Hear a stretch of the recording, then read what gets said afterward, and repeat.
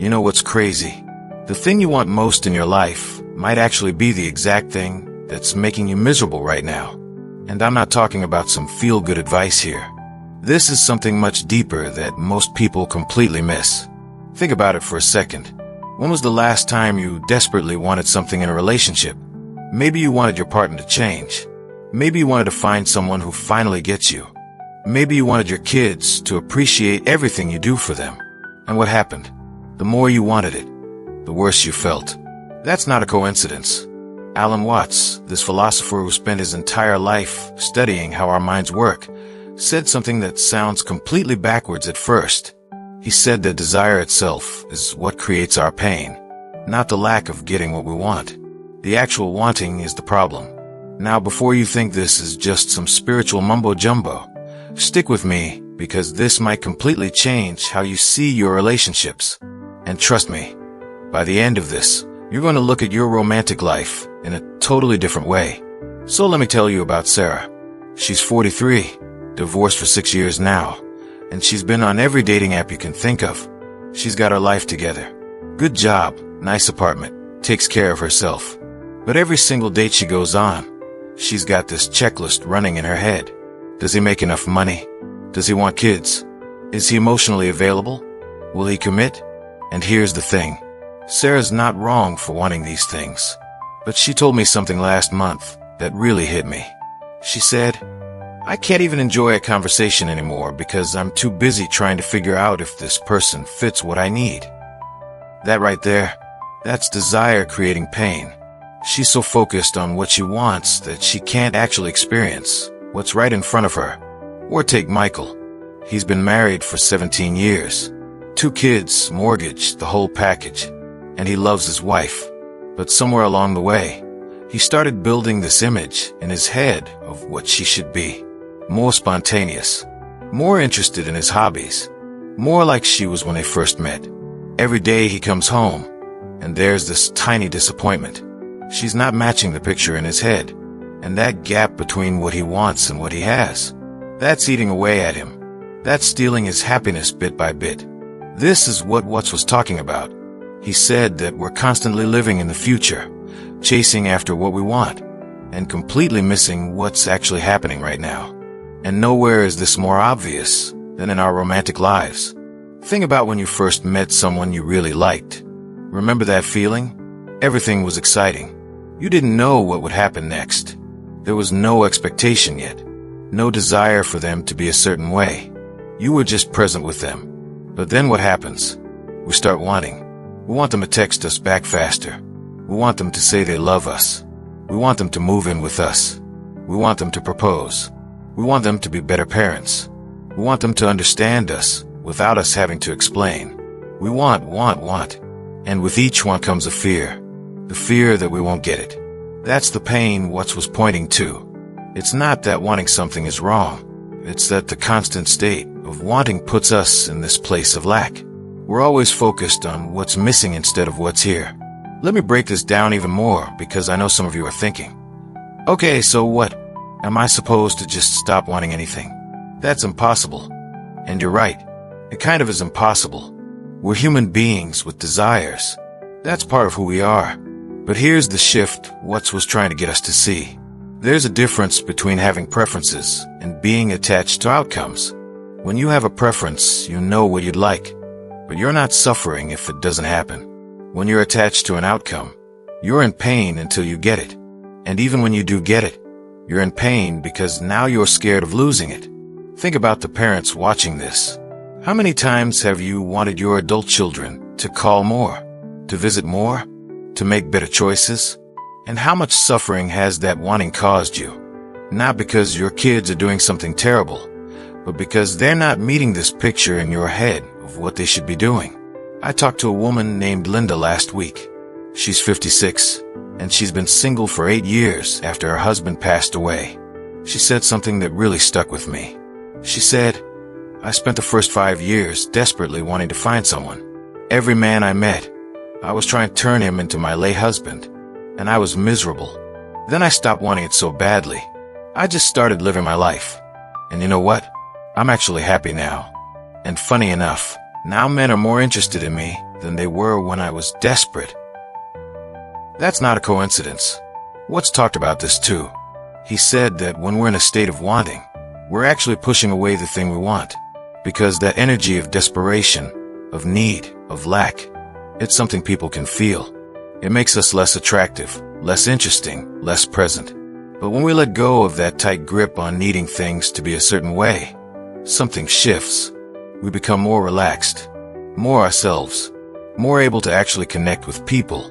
Now let's talk about why this is so hard. Why can't we just stop wanting things? Why do we keep doing this to ourselves? Watts said it's because we've been taught that happiness is something we achieve in the future. We've been told our whole lives that once we get the right partner, once we have the perfect family, once things are the way they should be, then we'll be happy. But think about your own experience. Have you ever gotten something you really wanted and then felt satisfied forever? Or did you just start wanting the next thing? You finally got into a relationship. Then you wanted them to commit. They committed. Then you wanted to move in together. You moved in. Then you wanted to get married. You got married. Then you wanted kids. You had kids. Then you wanted them to behave differently. It never ends. The wanting never stops. That's the trap. And in relationships, this trap is especially painful because we're dealing with other human beings who have their own wants and needs and ways of being. We can't control them, but we keep trying. We keep wanting them to be different, and that creates so much suffering. I remember talking to a guy named Robert. He's 48, been in a relationship for 3 years, and he said his girlfriend is amazing. She's kind, she's smart, she's funny, but she's not affectionate enough for him. She doesn't say I love you as much as he wants. She doesn't cuddle as much as he'd like. So I asked him, when you're with her, are you actually with her? Or are you thinking about all the affection you're not getting? He got quiet. Then he said, I'm always thinking about what's missing. That's it right there. He's with someone great, but he can't enjoy it because he's too busy wanting more. The desire is creating the pain, not the lack of affection, the wanting of more affection. Watts would say that Robert is living in the future. He's in his head, imagining how good it would feel if she was more affectionate. And because he's living in that imaginary future, he's missing the actual moments of connection they do have. This is huge. This is the core of what Watts was teaching. Most of our suffering in relationships comes from not being present with what actually is. We're too busy comparing reality to our expectations. So what's the solution? How do we stop this cycle? Watts didn't say we should stop having desires completely. That's not realistic. What he suggested is that we learn to hold our desires lightly, that we stop identifying with them so much. Let me give you a practical example. Let's say you're single and you want to be in a relationship. Instead of making that your whole identity, instead of letting that wanting consume you, you acknowledge it. Yeah, I'd like to be in a relationship. That would be nice. And then you let it go.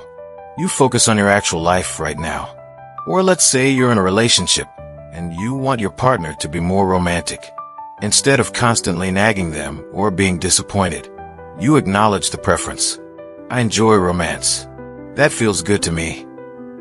And then you let it go. You appreciate what they do bring to the relationship. This doesn't mean you don't communicate your needs. That's important. But there's a difference between expressing a need and being attached to a specific outcome. When you're attached, you're saying, I need you to change or I can't be happy. When you're not attached, you're saying, this is something I enjoy, and I'm curious if we can explore that together. See the difference? One comes from desperation and lack. The other comes from a place of already being okay. And here's what's wild. When you operate from that place of already being okay, people respond to you differently. Your partner feels less pressure. Potential dates feel more drawn to you. Your kids feel less judged. Because you're not needing them to be a certain way for you to be happy. You're already happy, and you're inviting them to share in that. Watts talked about this idea of the backwards law. The more you chase something, the more it runs away. The more you try to force happiness, the more miserable you become.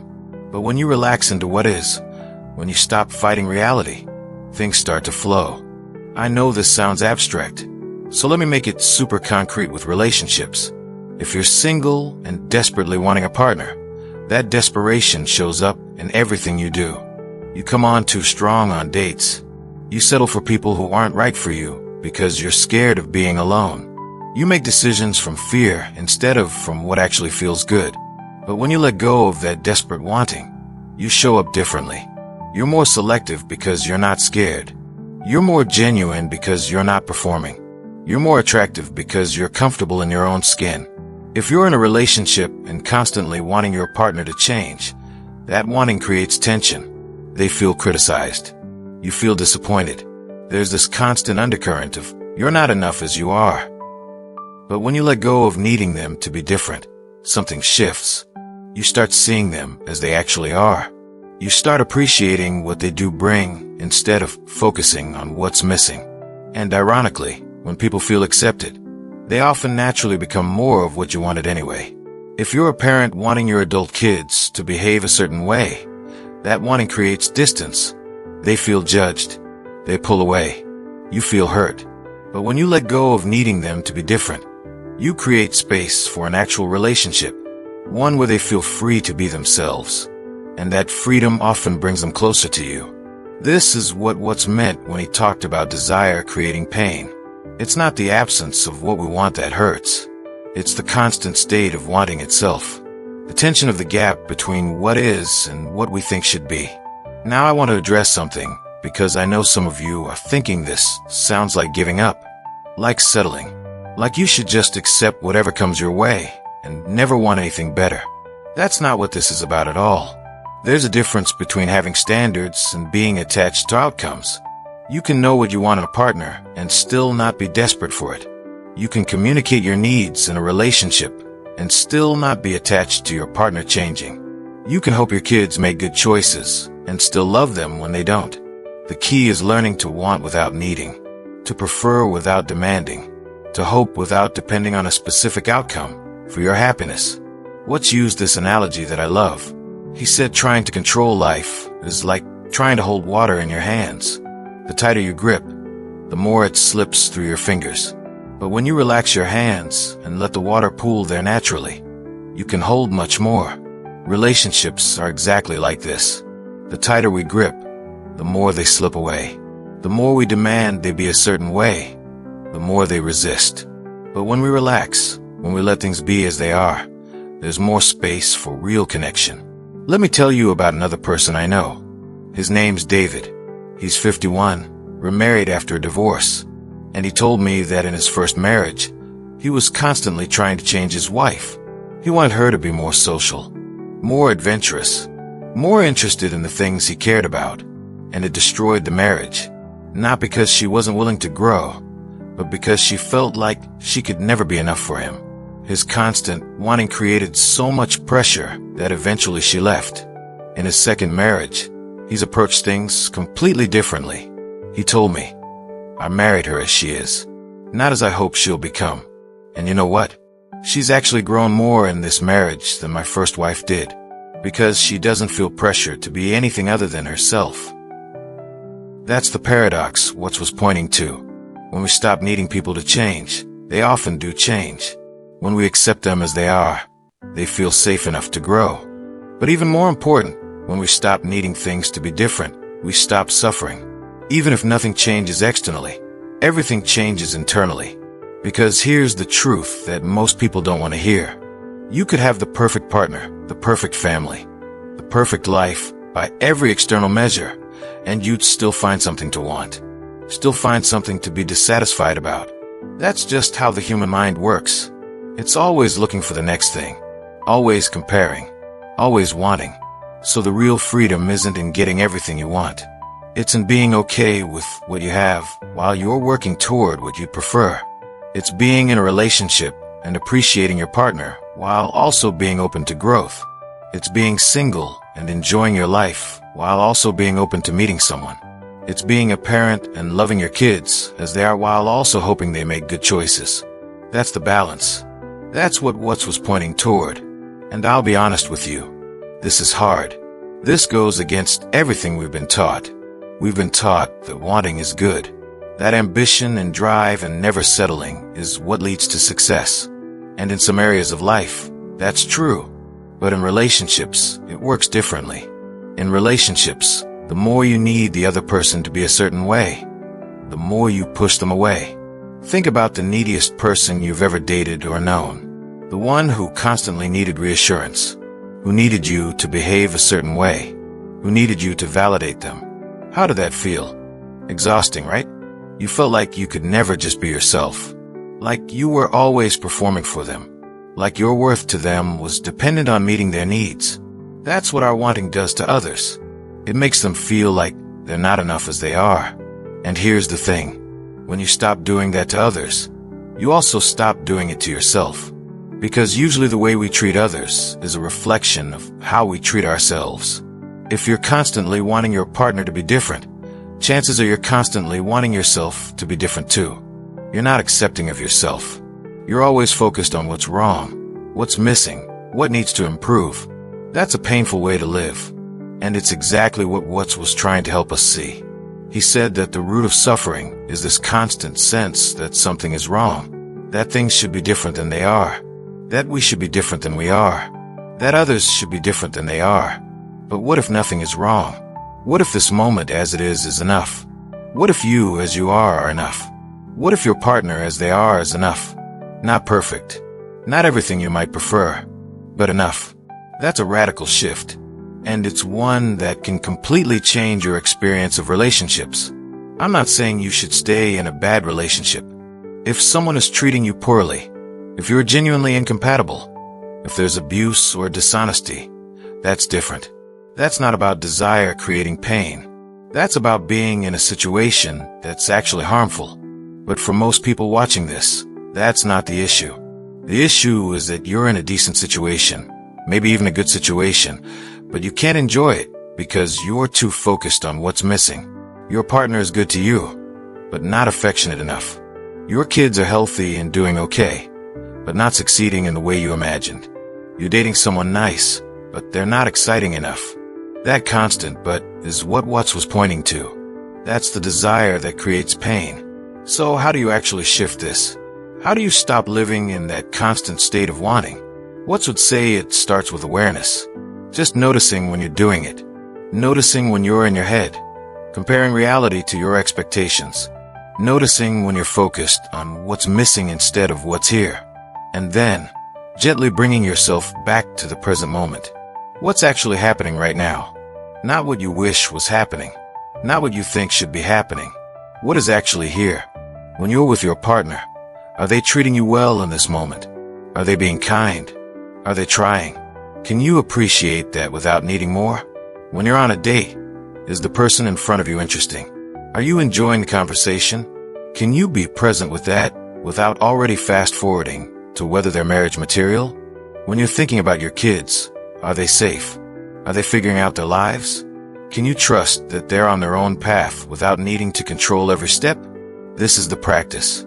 It's not about never wanting anything. It's about not letting the wanting steal your ability to be present with what is. And over time, as you practice this, something shifts. You become less reactive, less anxious, less disappointed. Not because everything is going your way, but because you're not constantly demanding that it does.